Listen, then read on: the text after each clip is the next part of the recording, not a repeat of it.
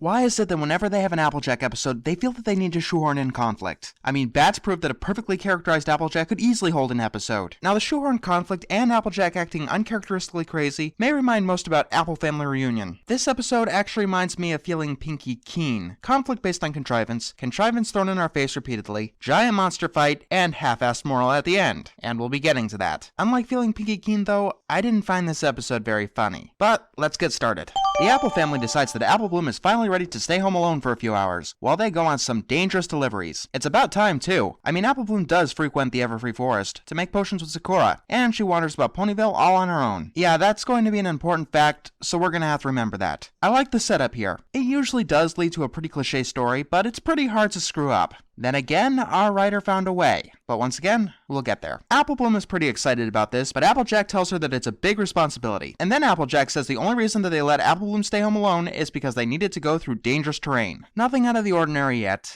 It's just, I take my job as your big sister real serious. Then she hands Apple Bloom a list of helpful little reminders. There's some soup for you in the refrigerator. Be sure not to heat it up too much. If it's hot, blow on it to cool it off. And so it begins. The Apple family leaves, and Apple Bloom is happy to be home alone for the first time. But there's one pony not happy about it, Applejack. Yeah, she's a bit uncharacteristically nervous despite Apple Bloom wandering around town by herself and doing things like going to Sakura by herself. And if Applejack is really this concerned, she does have 5 friends who live in the vicinity that just might have the ability to check up on her. So yeah, the setup is already really pushing it. Just keep on thinking of things I forgot to put on her list. Like, I didn't write down that if she wants to get a spoon out of the drawer, she needs to open the drawer first. Coming from the most down-to-earth and grounded of the entire main cast. So Applejack decides to check up on Apple Bloom one last time, most likely in spite of a deadline that forced all of them to leave at the exact same time. If Applejack could so easily turn around, why didn't they just go in shifts? Unless Applejack just decided to completely abandon business for her sudden paranoia. I'll be merciful and go with the latter for now. So Apple Bloom has actually finished her chores and she begins enjoying her time alone. Then Applejack bursts in, causing Apple Bloom to make a small mess. And looking at the mess that suddenly appeared, Applejack says that she's glad she came to check on her. No way am I leaving my little baby sister home alone all by herself. Yep, let's just forget about your customers. And what about those pies you're supposed to deliver? Pies? Huh, family's way more important than pies. You know, like making sure that we have enough money to survive through the winter. And actually, this was kind of your fault.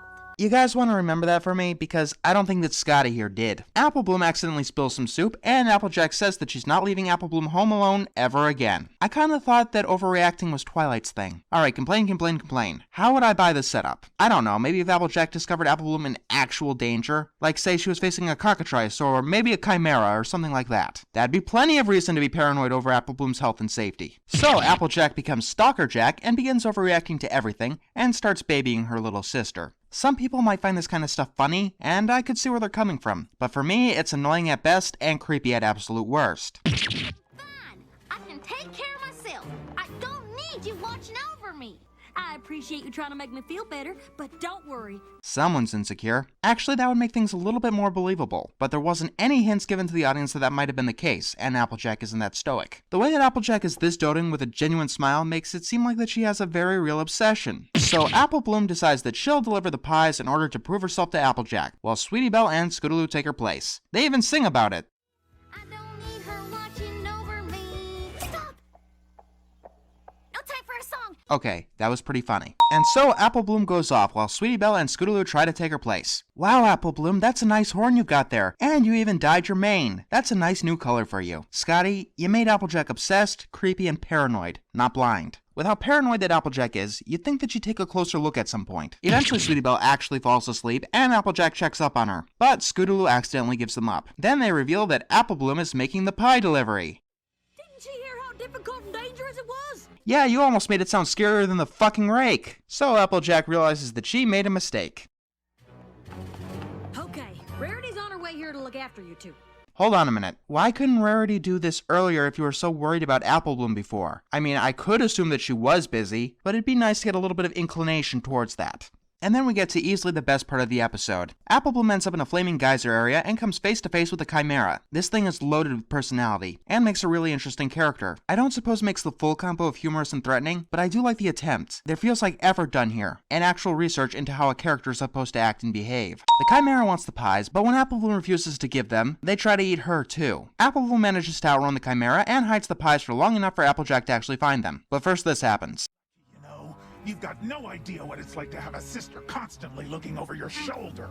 They don't do anything with that line, at all. The episode draws absolutely no other parallels. It's a piece of one direction the story could take, yes, but it isn't fitted into anything. So, Applejack saves the day. I do like the sequence, but it goes on for quite some time, making me think that they didn't exactly have enough plot to fill out this episode. Maybe that song would have been a good idea. I mean, they have been used to buy episodes in the past a minute or two of time without seeming like filler. So, Applejack saves Apple Bloom, and Apple Bloom reveals that she kept the pies safe. Yay, Apple Bloom, you nearly got yourself killed, but at least the pies were safe. That's mighty impressive. Yep, impressively stupid.